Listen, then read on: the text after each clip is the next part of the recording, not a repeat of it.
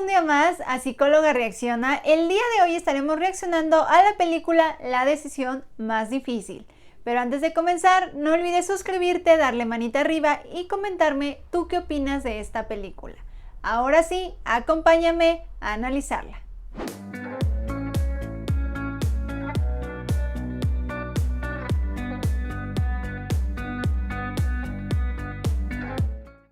Como siempre lo hacemos, vamos a empezar con la descripción de nuestros personajes principales. Uno de los primeros personajes que conocemos es Kate, una chica de 15 años que fue diagnosticada con LPA, un tipo de leucemia muy extraño desde que ella era pequeña.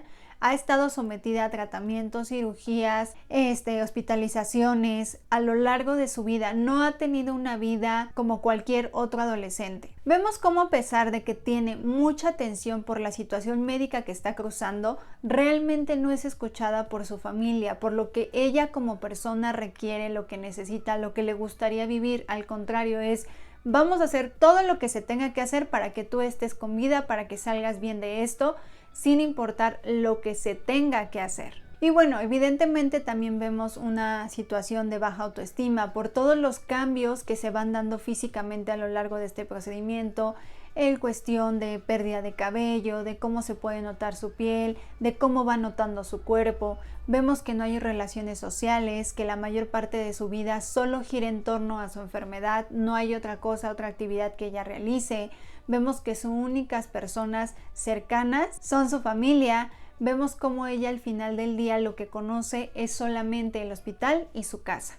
Y también otro personaje que aparece muy importante en la historia es Ana. Ana tiene 11 años, es la hermana menor de 3 hijos. Vemos cómo ella fue creada con la finalidad de ser una hermana donadora, ya que los papás no podían donar plaquetas, médula ósea o cualquier otro órgano porque no eran compatibles, necesitaban a alguien que sí pudiera hacerlo. El médico les hace la propuesta de crear un hermano que pueda donar. Entonces podemos entender que ante la familia, Ana llega para poder salvar a su hermana. Qué pesado es esta etiqueta. Tú estás en este mundo no porque te planeamos, no porque queríamos otro bebé, no porque llegaste y nos ilusionó tu llegada, sino porque tú llegaste para que tu hermana mayor esté bien. Entonces vemos esta situación, qué tan desgastante es para ella, porque si nos remontamos a la situación, no fue un embarazo que mamá disfrutara, no fue una conexión donde mamá estuviera con esa bebé y viviera todo el proceso que implica tener un hijo. Vemos cómo mamá, o bueno, no lo vemos, pero sí se intuye que al final su hija estaba en el hospital, estaba cruzando un embarazo. Es muy complicada la situación de Ana porque no fue una hija deseada, pero sí muy planeada con el fin de poder ayudar a su hermana.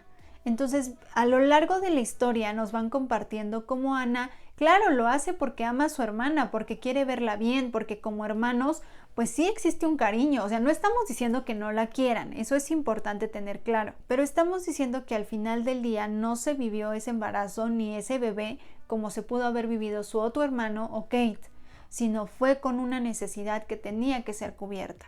Podemos observar cómo Ana ha sido una niña que no ha tenido una infancia común tampoco. Si bien es cierto, no tiene ninguna enfermedad, vemos que es una niña que ha estado sometida a 8 intervenciones quirúrgicas, 2 tomas de médula ósea, y todo esto comienza desde que ella tenía 5 años, entonces no puede hacer actividades, no puede hacer ciertos deportes, tiene que guardar cierto reposo, no podía jugar como cualquier otro niño.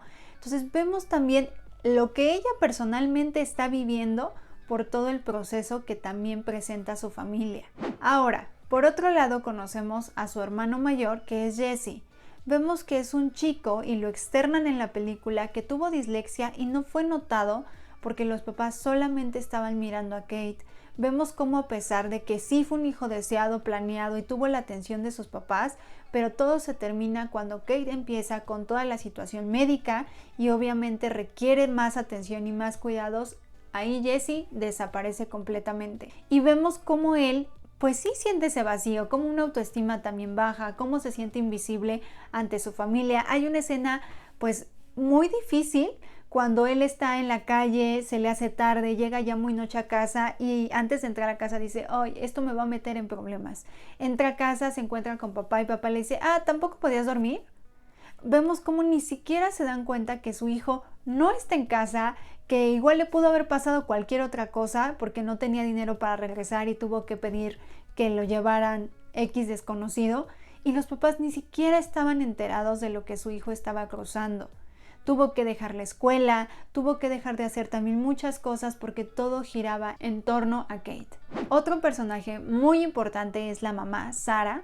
Vemos cómo es una mamá que dejó su trabajo, ella era abogada y renuncia a su trabajo para dedicarse completamente a Kate. Vemos que es una mujer que ha abandonado su persona, a su pareja, que es una mujer que renunció a toda su vida por estar al cuidado de su hija.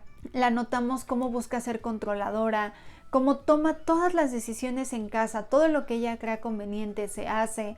Vemos que sí es una mamá cariñosa, sí es una mamá que ama, que está, que busca estrategias, pero también es una mamá que se la vive constantemente en ira, en angustia, en preocupación, en desgaste, porque obviamente esta situación pues no es algo sencillo de cruzar. Vemos a papá, él es Brian, un hombre que es bombero, que también es ausente por su trabajo. Sabemos que los tiempos de los bomberos son muy complicados, no está presente, obviamente es pero estoy con Kate, estoy para Kate, los otros hijos desaparecen.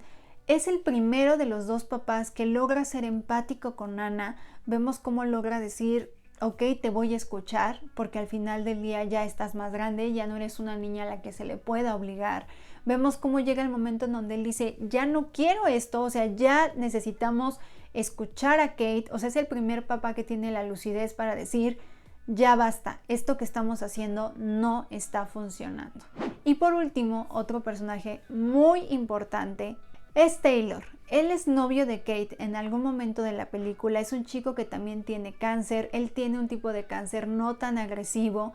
Vemos cómo es el primer amor de Kate, cómo pasan momentos juntos. Él le permite a Kate salir al mundo, el decir, hay algo más que tu enfermedad. Y creo que ese lapso de la película es precioso porque nos muestran que no todo es la enfermedad, que no solamente se debe de vivir en el hospital y casa y en este desgaste, sino le enseñan lo que es tener una cita, una primera relación sexual, ver cómo el estar enamorados, el bailar, el disfrutar la vida y cómo eso llega a sumar a la vida de Kate.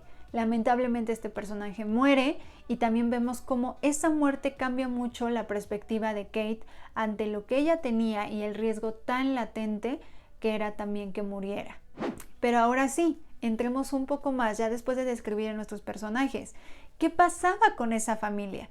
Pues lamentablemente cuando hay una enfermedad y más de este tipo, hay un desgaste muy grande, un desequilibrio muy grande. Vemos también cómo todo se va distorsionando. Te lo dije hace un momento, la relación de pareja dejó de existir, la relación que tenían los papás con los otros hijos dejó de existir. Vemos cómo Anna solo tenía una función en la familia, aunque era querida, pero era tú naciste para esto y este es tu rol y no hay más. Y cómo eso viene un desgaste. Cuando empieza este tema legal que Anna demanda a la mamá o a los papás para emancipación, vemos este enojo de cómo es posible que estés haciendo, traicionando a tu hermana, la estás dejando morir.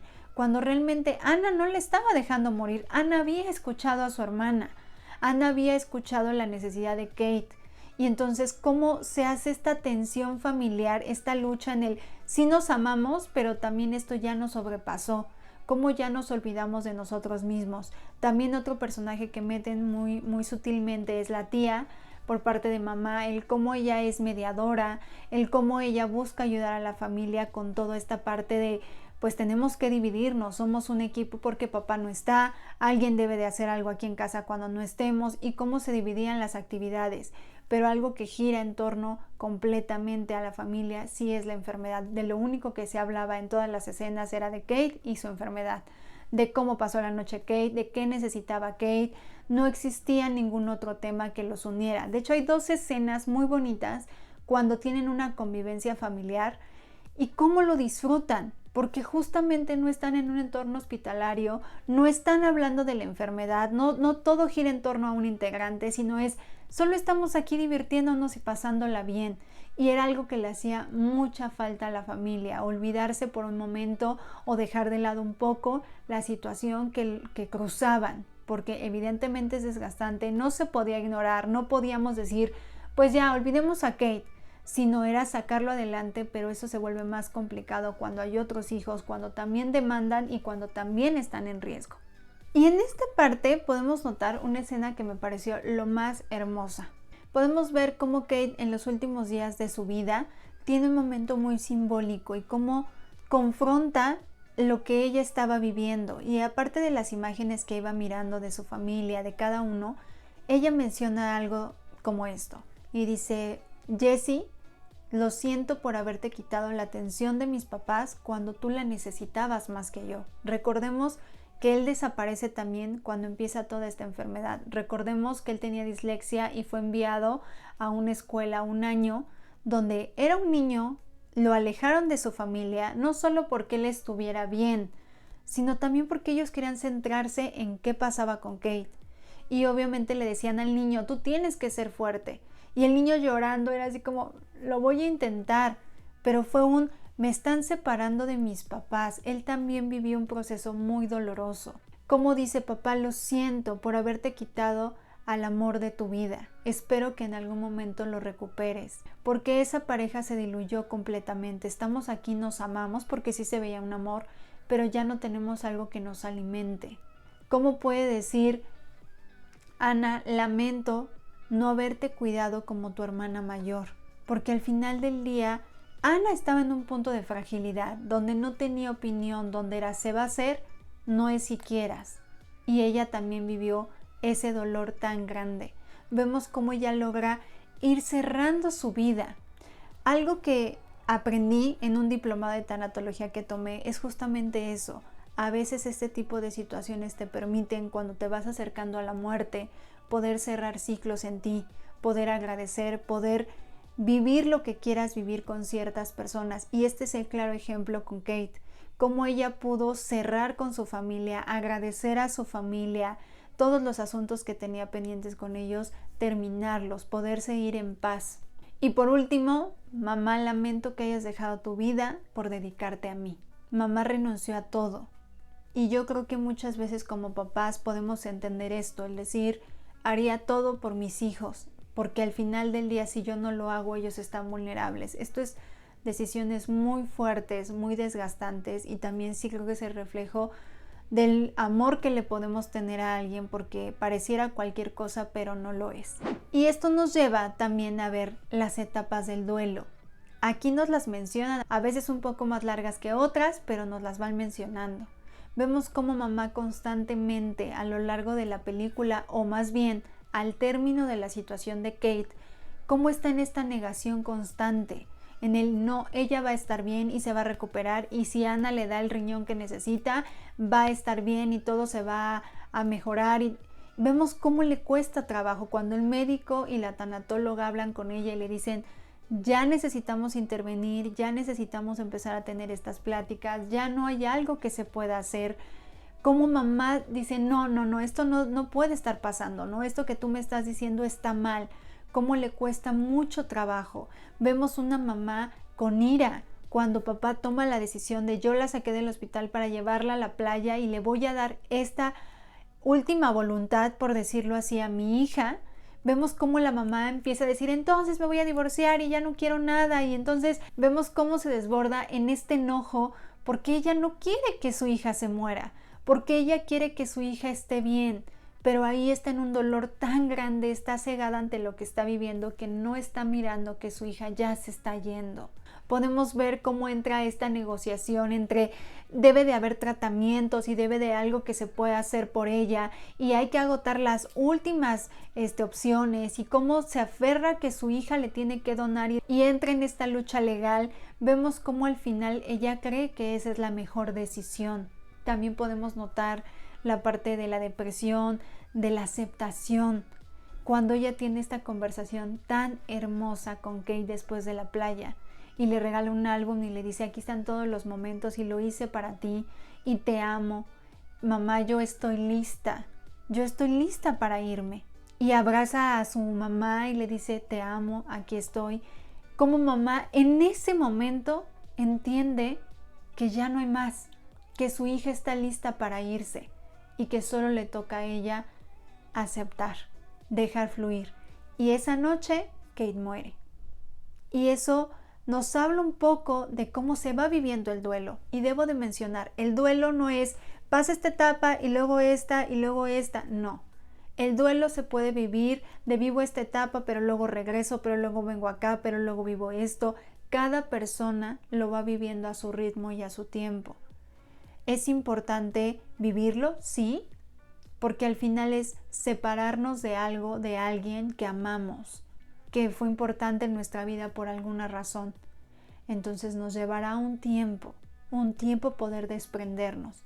Pero la muerte es algo natural, algo que está ahí, algo que a todos más bien, nos llegará y que al final está en cómo queremos vivir para cuando estemos en ese punto podamos cerrar lo mejor posible nuestro ciclo.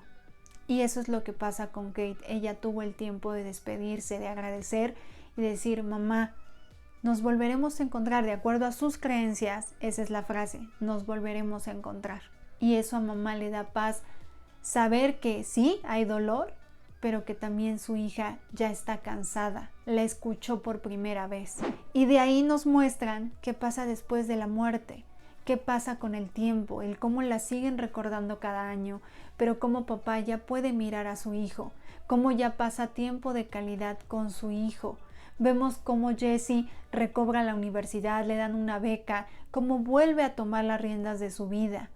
Vemos cómo Ana y mamá se miran un momento y esa escena es preciosa porque es un ya te veo por quien eres, mi hija, ya no como un repuesto ya eres mi hija.